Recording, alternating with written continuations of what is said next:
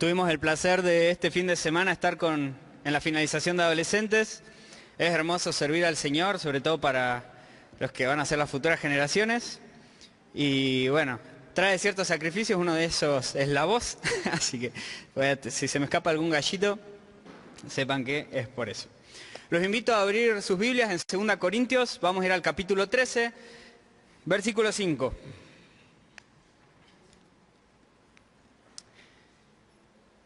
Y dice así: examinaos a vosotros mismos, si estáis en la fe.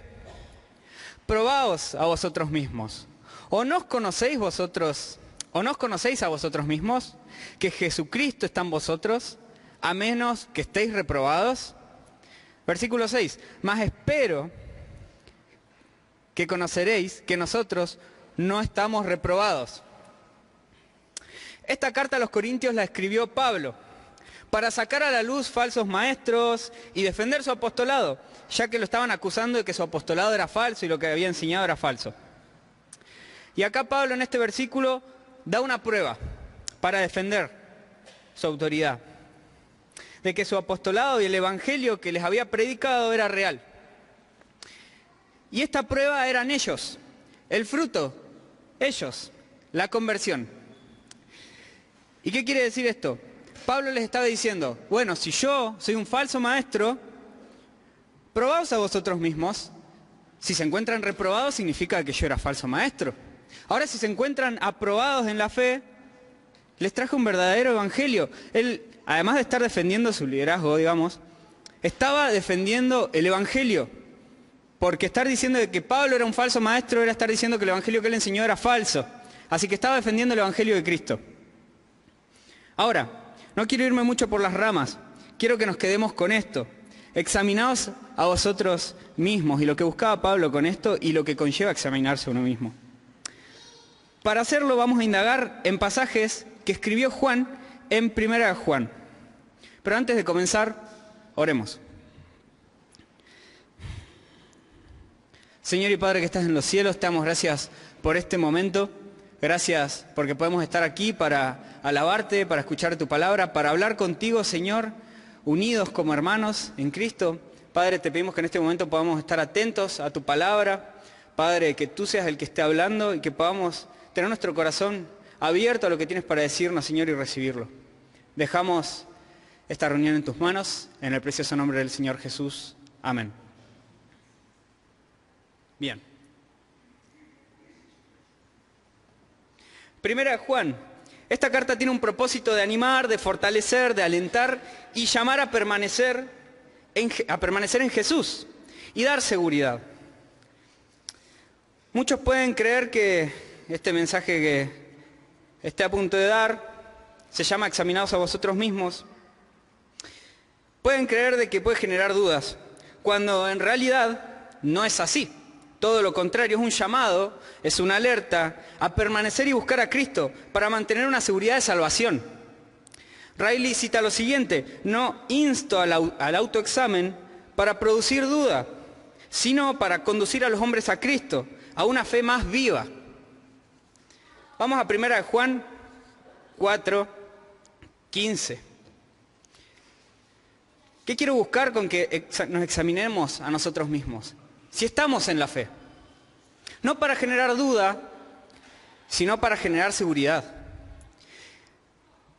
A veces el Señor puede utilizar este autoexamen para dar un tirón de orejas, o para dar seguridad, como nuevamente lo repito, o para que te des cuenta de que todo este tiempo no has conocido a Cristo y te está llamando. Es una alerta. Y cuando nos examinamos a nosotros mismos, en 2 Corintios dice, examínense. Ahora, ¿cómo podemos hacerlo? ¿Y de qué manera podemos saber si estamos aprobados en la fe? Bueno, creé una serie de 6 puntos. Hay muchos más, pero varias cosas se concentran en estos. El primero se encuentra en 1 Juan 4:15. Y me olvidé de buscarlo yo. 1 Juan 4:15 dice lo siguiente: todo aquel que confiese que Jesús es el Hijo de Dios, Dios permanece en él, y él en Dios. Y también en el 5:1 dice lo siguiente: Todo aquel que cree que Jesús es el Cristo es nacido de Dios. Y todo aquel que ama al que engendró, ama también al que ha sido engendrado por él. El primer punto se llama cree y confiesa. Podemos extraer muchas cosas de estos versículos. Colocar una base clara, la cual es la principal de todo. Sin esta base, si no tenés esta base, claramente no hay salvación. Da una evidencia clara de si estamos en la fe o no. Traza la línea divisoria más importante entre las personas salvas y las que no lo son. Alguien que ha nacido de nuevo, que está en la fe, reconoce y proclama que Jesús es Dios encarnado. La fe salvadora es la primera característica de un verdadero renacido. La fe en Jesús, el Cristo de Dios. Aquel Mesías que fue prometido, anunciado a lo largo del Antiguo Testamento y testificado en el Nuevo. Aquel que cree, hay que recalcar esta palabra, cree, es creer. Lo hace de una manera continua y perseverante. No es que un día deja de creer y al otro sí y al otro no. No es solo un conocimiento meramente intelectual, sino que existe una entrega y dedicación completa a Jesús y deseo de estar con Él. Una fe salvadora en Jesús como el Mesías prometido, el que nos salva de nuestros pecados. El que deposita su fe en Él es nacido de nuevo. Esto nos lleva a una relación permanente con Dios y con Cristo. Es la base. Sin esto no hay salvación. El nacido de nuevo se siente indigno de tal cosa. A veces nos puede pasar. Nos podemos sentir indignos porque somos pecadores. La paga del pecado es muerte. Y no hay un justo, ni uno, solo Cristo. Y Él murió por vos, murió por nosotros. Y nos podemos sentir indignos de tal cosa. Pero hay que confiar en Cristo y que gracias a Él, y únicamente por Él y su obra redentora, nuestros pecados son perdonados. Somos considerados justos ante Dios y somos hijos de Dios. Ese es el punto número 1, cree y confiesa. Partiendo de eso, continuamos con los siguientes. 1 Juan 3, del 8 al 9.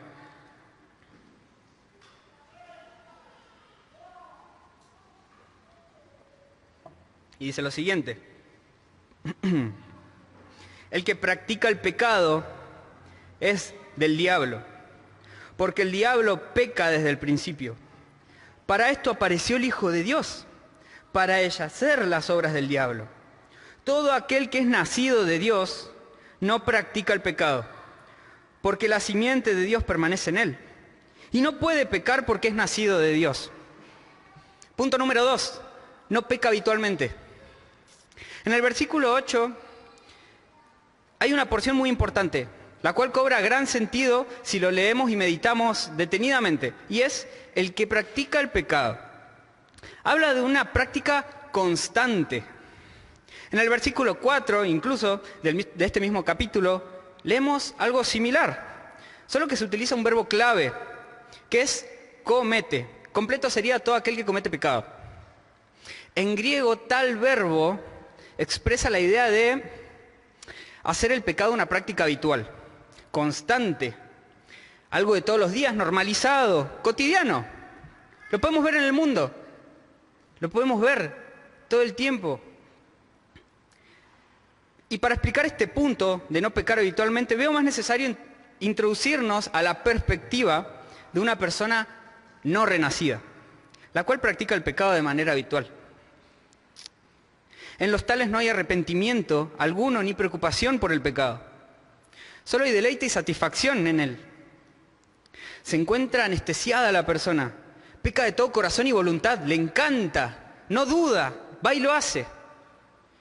Su corazón, sus pensamientos se inclinan al pecado constantemente a causa de la corrupción en ellos y a la entrega de la misma. Pero no es así en aquellos que están en la fe, que andan en la luz, como dice Isaías 53, 6. Porque como leímos hace un momento, el Hijo de Dios apareció para deshacer las obras del diablo, y todo aquel que es nacido de Dios, la simiente de Dios permanece en él. Ahora, somos nacidos de nuevo. Y tenemos a Dios con nosotros, creando en nosotros un rechazo hacia el hábito de pecar. Y esto es por lo siguiente: el pecado es totalmente incompatible con la ley de Dios. El pecado es incompatible con la obra de Cristo. El pecado es incompatible con el Espíritu Santo de Dios en nosotros.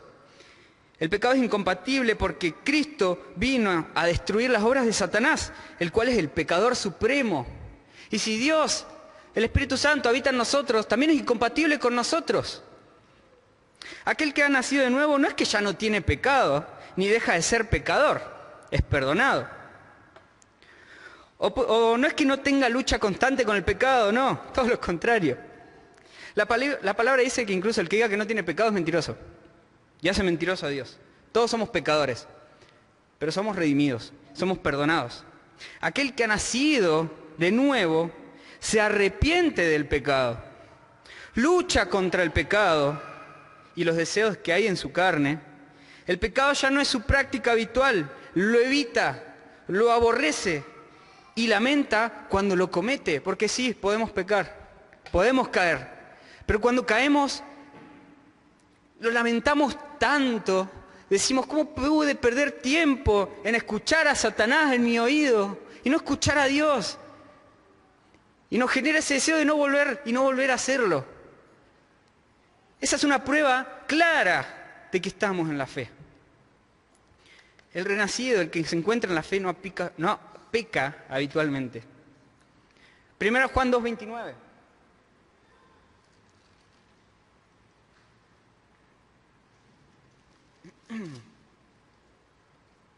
Dice así: si sabéis que Él es justo, sabed también que todo el que hace justicia es nacido de Él. Fíjense bien cómo lo dice, es nacido de Él. No hay parcialidades, o sos o no lo sos. El tercer punto, practica la justicia. La justicia y la rectitud le son ahora un hábito. Fíjense el contraste que hay con el punto anterior. Ya no somos del diablo, sino que somos de nuestro Padre Celestial, el cual tiene una naturaleza justa.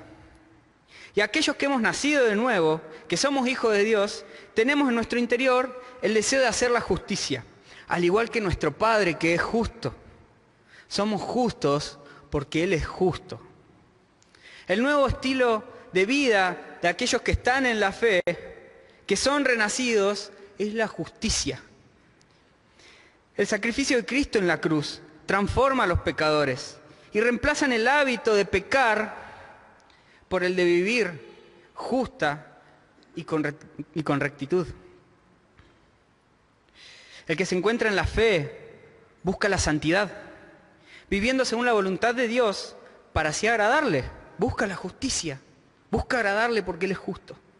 Su mirada está en Cristo como su ejemplo a seguir, porque Cristo caminó en este mundo sin pecado y de manera justa. Lucha contra su carne constantemente por la justicia en su interior. Lucha contra el pecado y la tentación que están en su interior. El deseo de hacer la justicia es superior, por eso hay una lucha constante. Punto número 3. Vamos a Juan 3:14.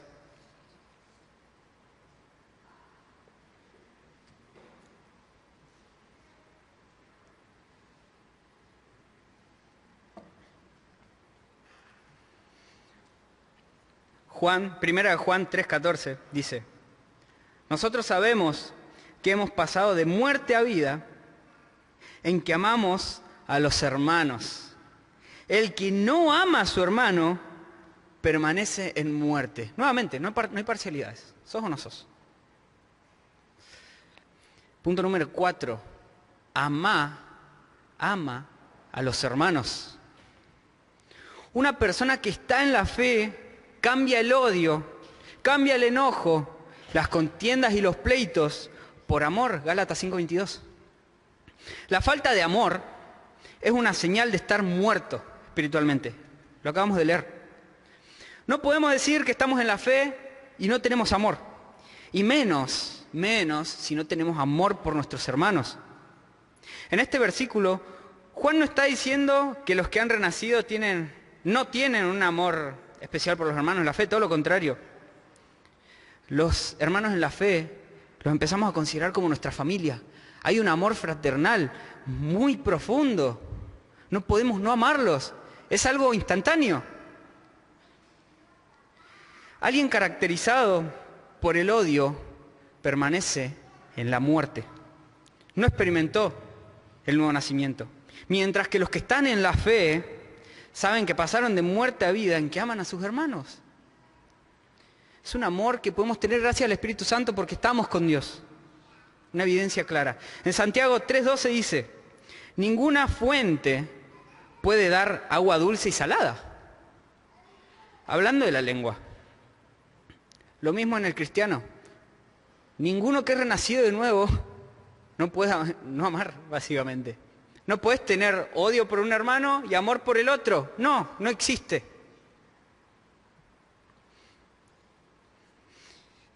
Alguien que dice ser renacido no puede andar insultando o esparciendo odio sobre sus hermanos.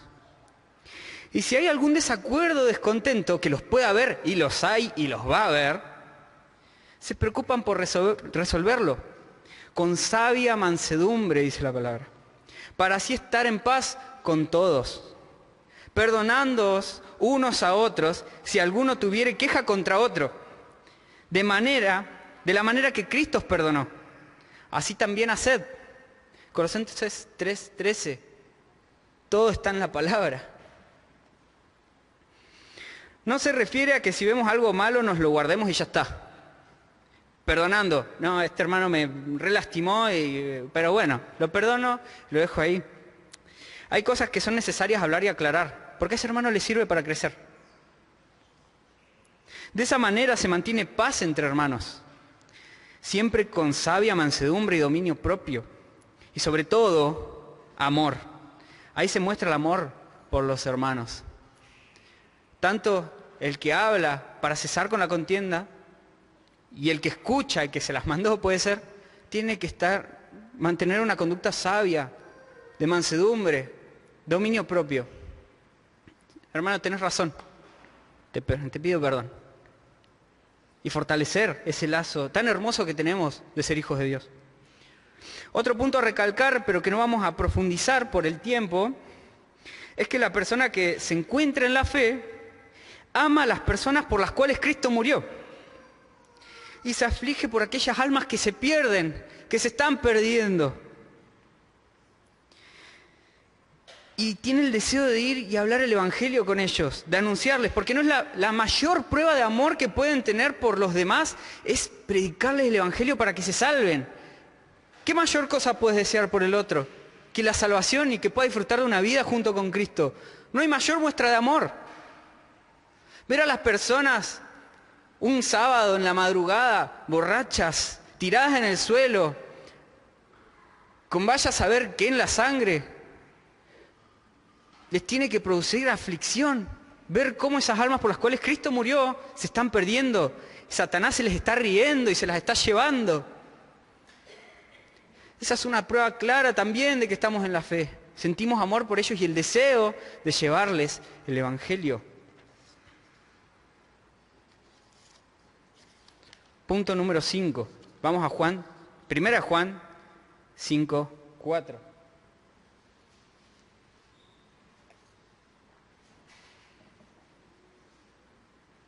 Y dice lo siguiente: porque todo lo que es nacido de Dios vence al mundo. Y esta es la victoria que ha vencido al mundo, nuestra fe. Punto número 5, vence al mundo. El verbo vence tiene un significado, viene de una palabra en griego que significa conquista, tener victoria o superioridad. Esa es como más potente. Juan está diciendo que todos aquellos que han nacido de nuevo, que están en la fe, tenemos una victoria arrasante. Tenemos ventaja por superioridad en la batalla. ¿Y por qué? Pablo lo aclara en este mismo versículo. Porque creímos en que Jesús es el Hijo de Dios. Jesús dijo en Juan 16:33, yo he vencido al mundo, con exactamente la misma palabra griega que se utiliza en este versículo que acabamos de leer. Al creer en Jesús y estar con Él y Él en nosotros, somos partícipes de tal victoria. Somos más que vencedores, dice la palabra. Una victoria totalmente segura, descrita y profetizada en el Salmo 72:9, hablando de Cristo.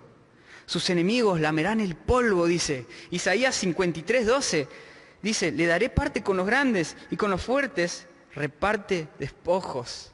Está hablando de Cristo. Y si Cristo tiene una victoria tan arrasante, nosotros también. La unión con Cristo nos da la victoria, nos da una victoria juntamente con Él.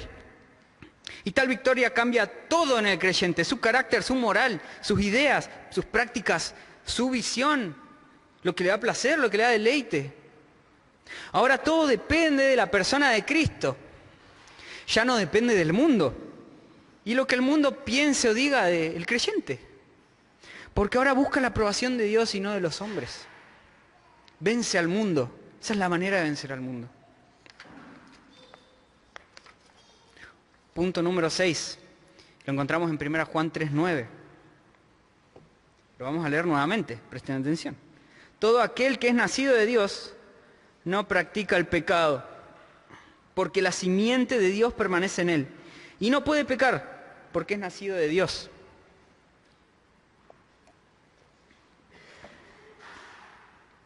No puede pecar. Ahora van a decir que tiene diferente esto del segundo punto. Puede que parezcan iguales, pero no lo son para nada. Y ahora vamos a ver la razón.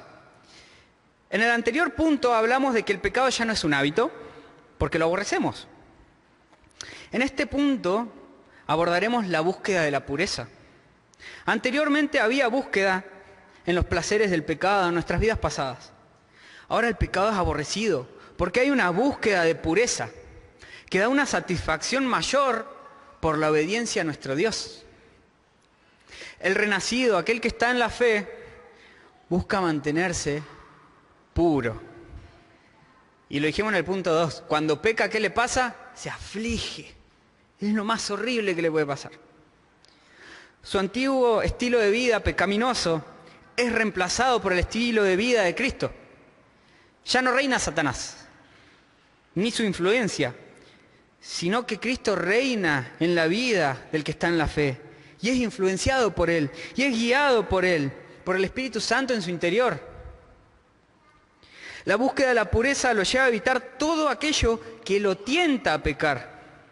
Compañías, conversaciones, palabras, mal uso de su tiempo, lugares y todo aquello que pueda llevarlo a pecar o siquiera pensarlo o considerarlo. No quiere ni pensar en pecar. Por lo tanto, evita todo eso.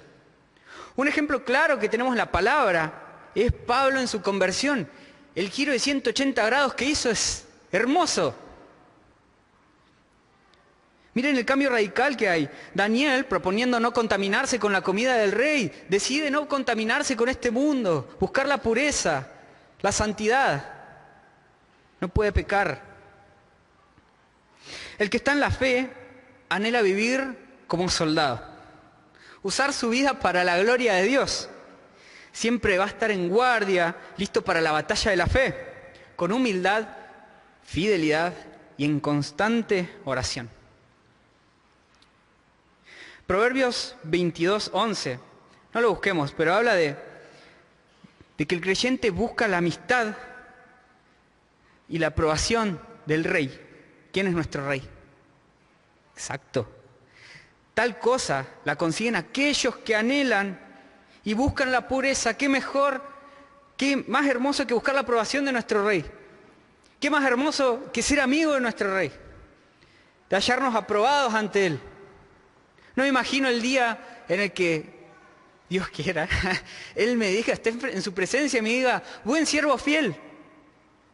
No va a haber mayor deleite, no me lo imagino. No sé cómo voy a reaccionar, pero debe ser lo más hermoso. Salmos 24, 3-4 dice lo siguiente: ¿quién subirá al monte de Jehová? ¿Y quién estará en su lugar santo? el limpio de manos y puro de corazón, el que no ha elevado su alma a cosas vanas, ni jurado con engaño. ¿Somos nosotros esos? Ese fue el punto número 6. Busca la pureza, no puede pecar. Ahora,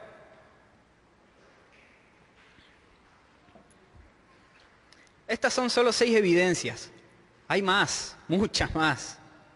Las podemos encontrar en Gálatas. Amor, gozo, paz, paciencia, benignidad, bondad, fe, mansedumbre, templanza. Pero varias de esas encajan perfectamente en cada uno de estos 6 puntos. O como Juan prefiere decirlo, es nacido en la fe, está en la fe. Tales evidencias son claramente visibles, no se pueden negar, las vemos en los demás, podemos verlo, es claro, e incluso el mundo las ve. ¿No les pasa que a veces vienen y les dicen, ustedes, vos sos diferente? Es hermoso, está re bueno. El mundo las ve, es claro, es una evidencia muy clara, no es que está escondida. Es el nacimiento de una persona, el renacimiento de una persona. ¿Cómo puede ser tal cosa y ser invisible? Ya no es igual. No se puede tapar el sol con una mano. No se puede negar la limpieza completa de un leproso. No se puede negar la resurrección de una persona que había muerto y que ya tiraba olor, Lázaro. La obra de Dios en aquellos que están en la fe es claramente visible. Ahora, tales evidencias en algunos pueden ser más débiles, sí. O en caso de tibieza y lamentablemente enfriamiento espiritual, llegan a ser casi invisibles, pero están. No es que hay ausencia, están, pero aplacadas lamentablemente. También hay algunas que sobresalen más que otras en varios creyentes. No es que todos los tenemos por igual, a tal punto de ser una más visible que la otra. Pero sin dejar las demás, de notar las demás. Una es más visible, las otras también, pero una destaca. Es como un boletín de notas.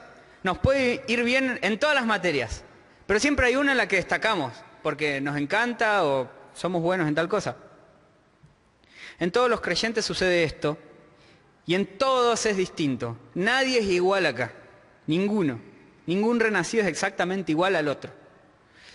Tales evidencias y características se presentan en aquellos que están verdaderamente en la fe y pertenecen a Dios.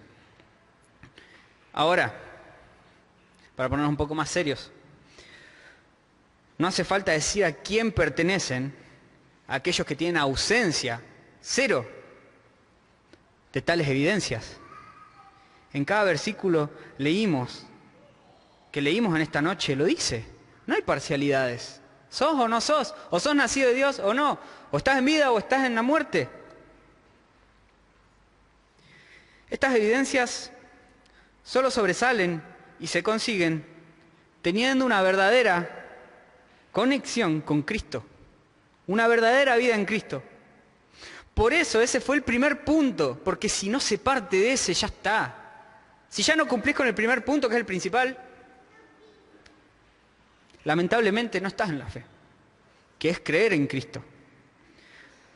Y creer en Cristo no se trata de repetir una oración, o asistir a todas las reuniones, o hacer buenas acciones, que varios te dicen, yo voy al cielo porque no soy malo, yo hago buenas acciones. Es una mentira de Satanás eso, lamentablemente. Se trata de creer, de tener fe en la persona de Cristo. Jesús, el Hijo de Dios, en Dios mismo. Esa es la base, el comienzo de todo. Y volvemos al título, a lo que leímos al principio en 2 Corintios. Examinaos a vosotros mismos si estáis en la fe. ¿O no os conocéis a vosotros mismos? Ustedes se conocen bien. Nos conocemos muy bien. Yo me conozco muy bien. Yo no puedo decir de que, no sé si amo a mis hermanos. No sé si no creo, no sé si creo en Cristo. No sé si practico la justicia. No sé si habitualmente peco. Es claro. No podemos no saberlo. Nos conocemos muy bien. Yo sé muy bien si peco. Yo sé muy bien si habitualmente peco y lo tengo como cotidiano. De hecho, los cristianos conocemos nuestro mayor pecado con el que más luchamos. Lo conocemos bien. No podemos decir que no lo conocemos. Ahora todo esto que acabamos de leer, esto que el Señor ha puesto en mi corazón, trae 3 conclusiones. Una muy positiva, te encontraste aprobado. Y es hermoso, ¿sí? Podemos tener falencias en algunas cosas. Pero gloria a Dios porque luchamos cada día por agradarle, obedecerle, honrarle, porque buscamos la santificación. Segunda conclusión, es un tirón de orejas. Lo dijimos durante el mensaje. O está frío, o está un poco apartado. Es un tirón de orejas, ¡ey! Examinate a vos mismo. Fíjate en qué estás fallando. Dale, tenés victoria. Me tenés a mí en tu interior. Puedes practicar la justicia, el no pecar. Podés hacerte más fuerte. Podés agradarme. Me tenés en tu interior. Tenés al Espíritu Santo. Es un tirón de orejas. Vamos adelante, firmes. Tenemos la victoria. Pero necesitamos de sus fuerzas. Necesitamos entregarnos a Él. Y ahora la tercera, creo que es la más trágica. Y que es la peor, si te sentiste identificado con esta. O siendo más claro, si no te sentiste identificado con ninguno de los 6 puntos. Estás totalmente reprobado en la presencia de Dios y estás alejado de Dios. Y si esta es tu condición, el Señor, nuestro Dios, te está dando una última oportunidad. A los adolescentes les dije algo similar. Nadie tiene la vida comprada, nadie la tiene asegurada. Nadie sabe si cuando salgas de esta puerta o cuando te desconectes de Facebook vas a seguir con vida. O quién sabe, nunca más te vas a acercar al Señor. Y Dios te está dando esta última oportunidad para que vos te acerques. Para que creas en Cristo, pero que creas verdaderamente en Él. Sepas lo que Él puede hacer en tu vida y lo aceptes y te entregues completamente a Él. Reconozcas que sos pecador y necesitas de Él. Y poder ser considerado justo ante Dios. Ser perdonado de tus pecados y poder vivir una vida hermosa, que es en santidad, en justicia, rechazando el pecado. A veces puede ser difícil, a veces hay bajones, pero tenemos a un Dios que tiene la victoria y tenemos a su Espíritu en nosotros, dándonos esa victoria. Somos más que vencedores. Por eso, si esta es la primera vez que estás escuchando esto, ¿qué estás esperando? ¿Ya viste lo que pasa si estás reprobado? Muerte espiritual. Estás muerto. Estás alejado de Dios. Condenado. Puede ser un mensaje trágico. El final, si te encontraste reprobado. Pero aquellos que están fríos pueden ver a Dios diciéndole: hijo, volvé. Hacete más fuerte. Acércate a mí, yo te puedo ayudar. Y para aquellos que nos encontramos aprobados, no hay nada más hermoso. Da seguridad. Por eso esta clase de mensajes no da ni inseguridad, todo lo contrario. Busca dar seguridad y llamarte a los pies de Cristo. Si tienes alguna duda, puede ser un llamado o un tirón de oreja. ¿Oramos? Señor y Padre que estás en los cielos, te damos gracias por este momento. Gracias, Señor, porque tú eres fiel en tu palabra y siempre nos hablas, nos amas y siempre nos buscas. Padre, te pedimos que en este momento nos podamos hallar aprobados, Señor, en la fe. Padre, que busquemos la justicia, busquemos la pureza, la santidad, el adorarte, el agradarte, Señor.